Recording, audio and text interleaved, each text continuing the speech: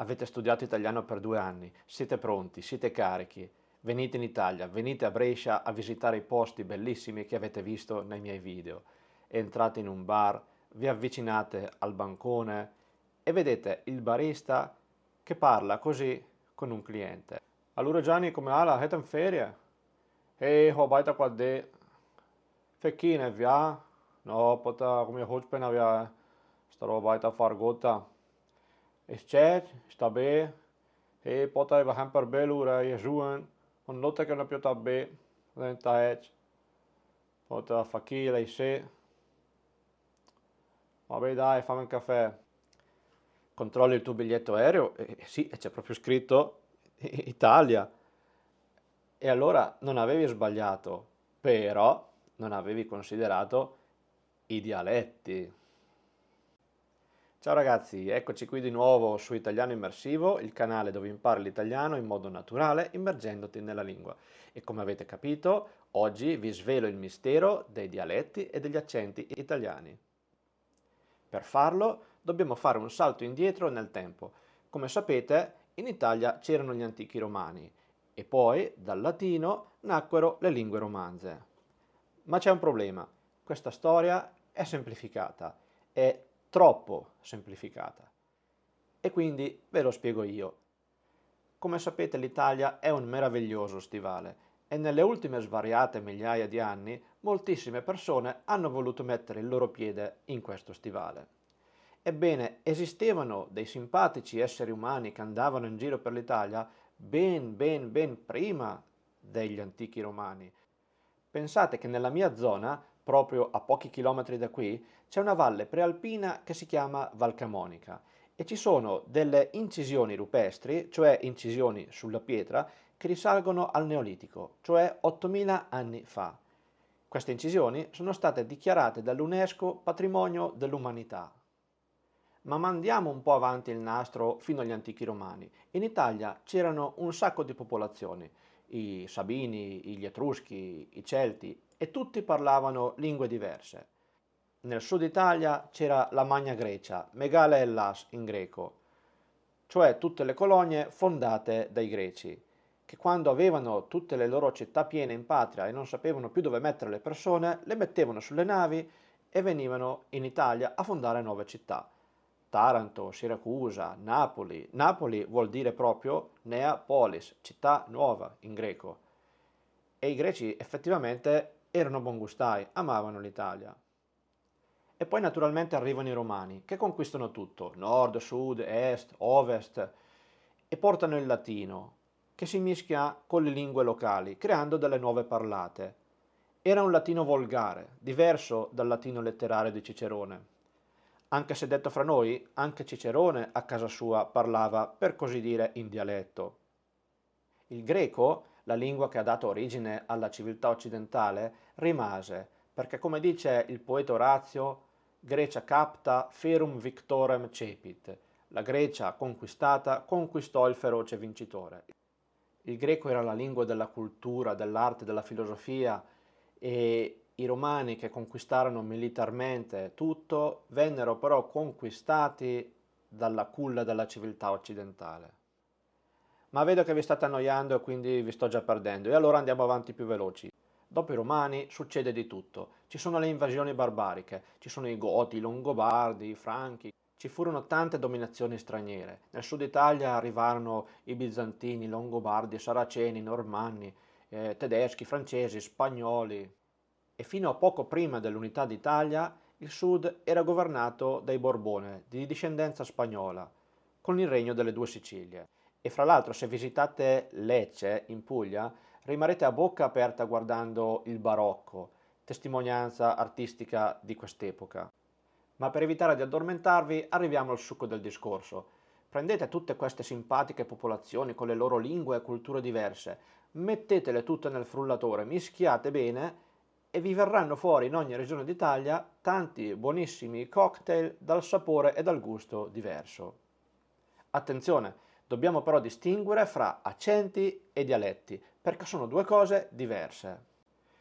Però ragazzi fermi, prima di proseguire, visto che oggi ho reso divertenti per voi la storia e la glottologia, e se non merita un like questo non so cosa lo merita, allora mettete un like e un'iscrizione al canale così aiutate il canale a crescere. E andiamo avanti. Dialetti e accenti sono due cose diverse. Ad esempio, voi che state imparando l'italiano riuscireste probabilmente a capire bene un napoletano che parla con l'accento di Napoli, ma non riuscireste mai a capire un napoletano che parla in dialetto napoletano.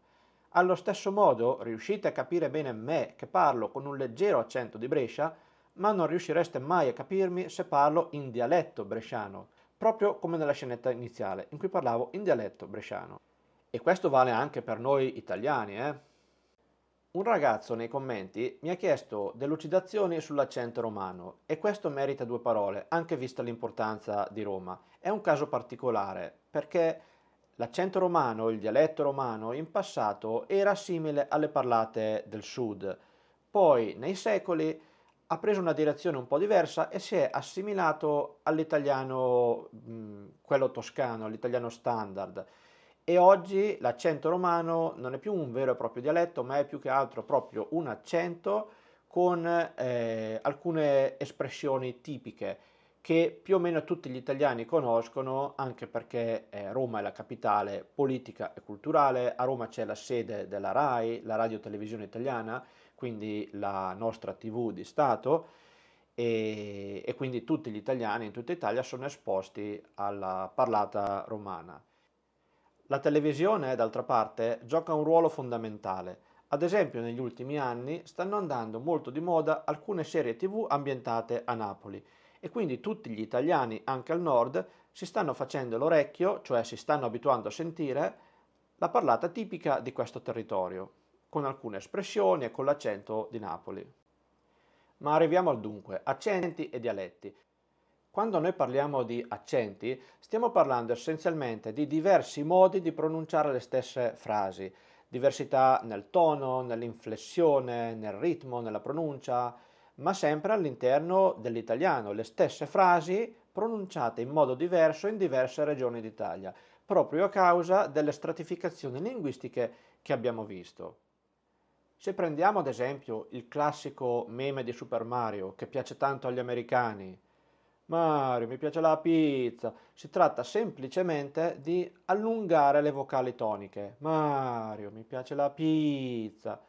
Ed è tipico, ad esempio, di alcune parlate del sud. Tendenzialmente, invece, al nord abbiamo di solito parlate un po' più dure, un po' più influenzate dalle lingue nordiche, anche se non è una regola, ci sono tante differenze. Quindi se voi che state imparando l'italiano ascoltate persone di diverse regioni d'Italia, se avete un buon orecchio noterete che hanno intonazioni diverse, ma sostanzialmente stanno sempre parlando lo stesso italiano e riuscirete a capirli. Così come un italiano capisce quando ha di fronte una persona che viene dal nord o dal sud, perché riconosce il tipo di accento, ma capisce perfettamente quello che sta dicendo, perché la lingua è sempre l'italiano. Diverso è il discorso dei dialetti. Dovete pensare ai dialetti come a delle vere e proprie lingue, diverse dall'italiano, non ufficiali, non ben definite territorialmente, ma delle vere e proprie lingue. Io, ad esempio, che sono di Brescia, capisco perfettamente il dialetto bresciano, ma se ci allontaniamo di 50 km e andiamo verso Bergamo, il dialetto un po' già inizia a cambiare. Ancora lo capisco, ancora è molto simile. Se ci allontaniamo ancora di più di 100 km e andiamo verso Milano, già il dialetto cambia di più, cambia l'intonazione, cambiano alcune parole, ancora lo capisco, ma non più così bene, e così via. Quindi i dialetti hanno questa territorialità che non è ben definita e circoscritta, come l'italiano è parlato in Italia, punto. I dialetti hanno un andamento che cambia gradualmente man mano che ci si allontana dal nucleo in cui un determinato dialetto è parlato. E nello sviluppo della diversità dei dialetti e delle caratteristiche proprie della lingua, un ruolo fondamentale gioca l'isolamento linguistico. Questo me lo ricordo bene, ce lo spiegava all'università la professoressa di glottologia, ponendo ad esempio il caso della Sardegna, che fra l'altro il sardo non è un dialetto ma è riconosciuto come lingua, ha un riconoscimento speciale, e visto l'isolamento geografico della Sardegna come isola ha sviluppato delle caratteristiche sue particolari. Lo stesso capita ad esempio nelle valli di montagna.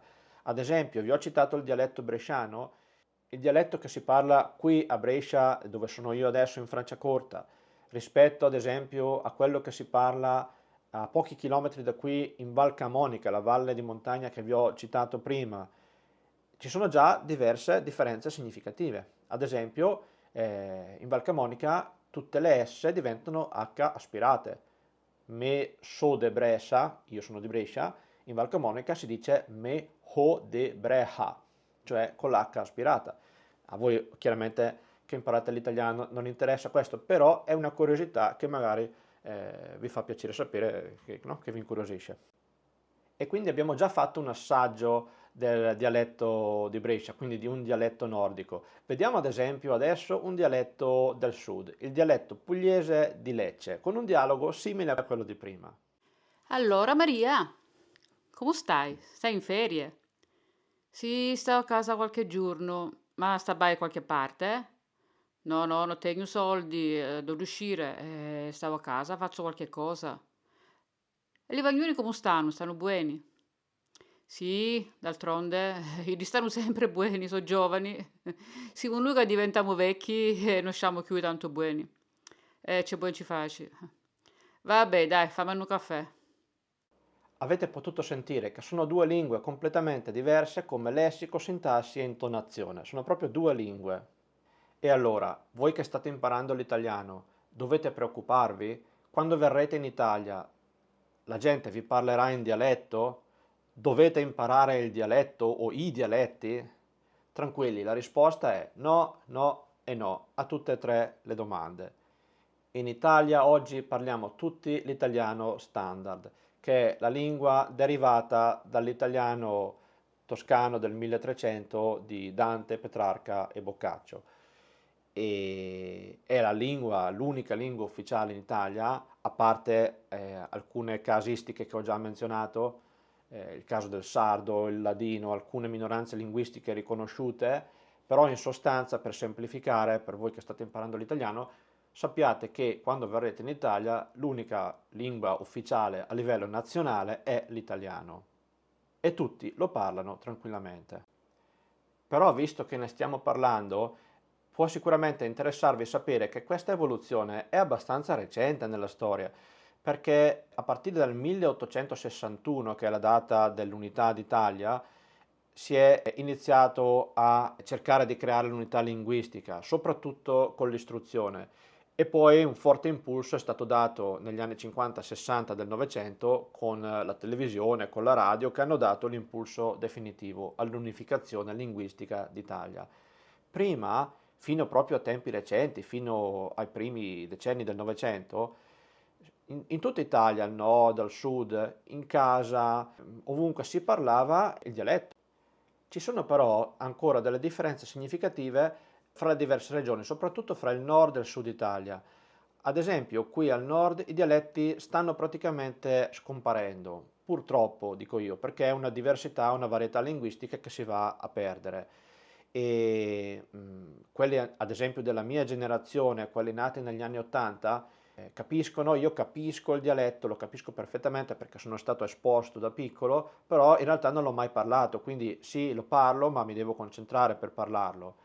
E i nostri padri, invece, quelli della generazione prima, addirittura fino a 4-5 anni in casa parlavano praticamente solo il dialetto, specialmente nelle realtà di paese, di montagna, rurali, e poi imparavano l'italiano la prima volta a 5-6 anni quando andavano a scuola.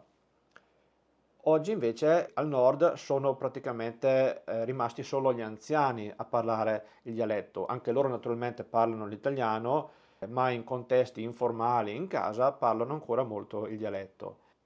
Fra l'altro c'è un film molto bello che vi consiglio di guardare se siete interessati a questi temi culturali, che si chiama L'albero degli zoccoli ed è un classico della nostra cinematografia che rappresenta la vita rurale, la vita contadina su questi territori, nella zona di Bergamo ai primi del Novecento. e lì vedete proprio come vivevano e come parlavano e il film è praticamente tutto parlato in dialetto, è molto bello e molto interessante da vedere. Al sud, invece, ancora oggi le cose sono un po' diverse e io parlo con cognizione di causa perché mia mamma è originaria del sud, ho un appartamento in Puglia dove ogni tanto trascorro le vacanze e vi posso dire che lì anche i giovani spesso in casa, al bar, fra di loro, parlano ancora in dialetto.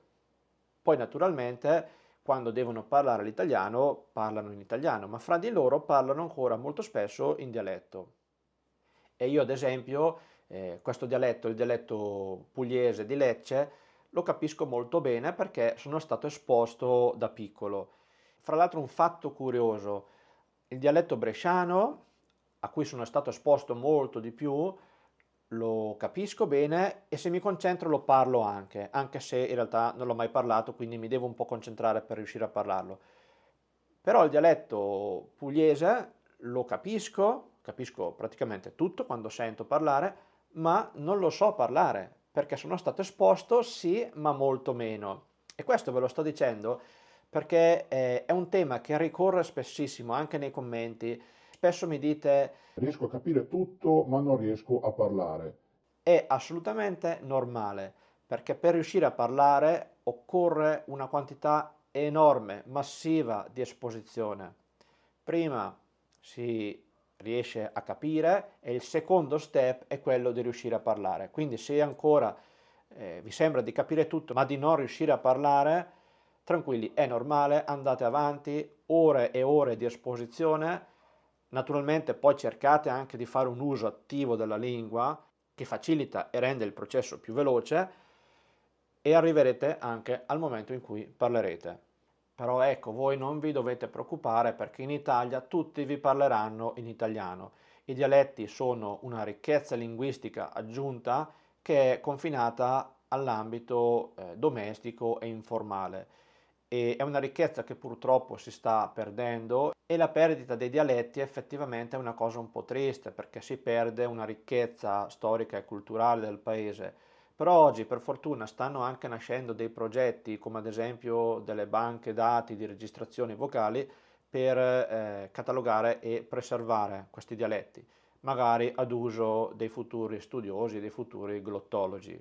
Anche per quanto riguarda gli accenti non vi dovete preoccupare, perché è vero che un italiano nativo ha più facilità a capire i diversi accenti, perché noi comunque siamo esposti all'italiano per migliaia di ore, molto più che una persona che sta studiando l'italiano all'estero, e quindi per noi è più facile comunque capire le diverse parlate e le diverse intonazioni. Voi che magari siete meno esposti alla lingua, all'inizio, quando sentite una nuova parlata con un'intonazione un po' diversa, potreste fare un po' più fatica, però fate presto, già dopo pochissimo il cervello si abitua alla nuova parlata e iniziate a capire tutto. Il consiglio che io vi do è quello di non fossilizzarvi su un solo canale quando imparate l'italiano, neanche fosse il mio, perché ci sono tanti ottimi canali di regioni diverse con autori che vengono da zone diverse dell'Italia e quindi ascoltate un po' il mio, un po' quello di qualcun altro, un po' qualcuno del nord, di Roma, del sud, e così vi abituate alle diverse parlate, vi abituate ai suoni diversi dei diversi accenti e sarete magari facilitati quando verrete in Italia. Poi in realtà va anche detto che oggi moltissime persone in Italia non hanno poi questo accento così marcato, la maggior parte delle persone ha una leggera inflessione dovuta alla sua regione, però la maggior parte di noi parla un italiano con una pronuncia abbastanza standard. Quindi per ricapitolare tutto quello che abbiamo detto, sì, in Italia ci sono accenti e dialetti, ma per voi che imparate l'italiano non è assolutamente un problema, anzi è una ricchezza in più per voi che amate anche la cultura italiana. Quindi ragazzi, anche oggi siamo arrivati alla fine. Come sempre un saluto, un abbraccio, mi raccomando ricordate di mettere un like e iscrivervi al canale perché così aiutate questo canale a crescere e io riesco a produrre sempre nuovi contenuti per aiutarvi a migliorare il vostro italiano e quindi Un abbraccio e alla prossima!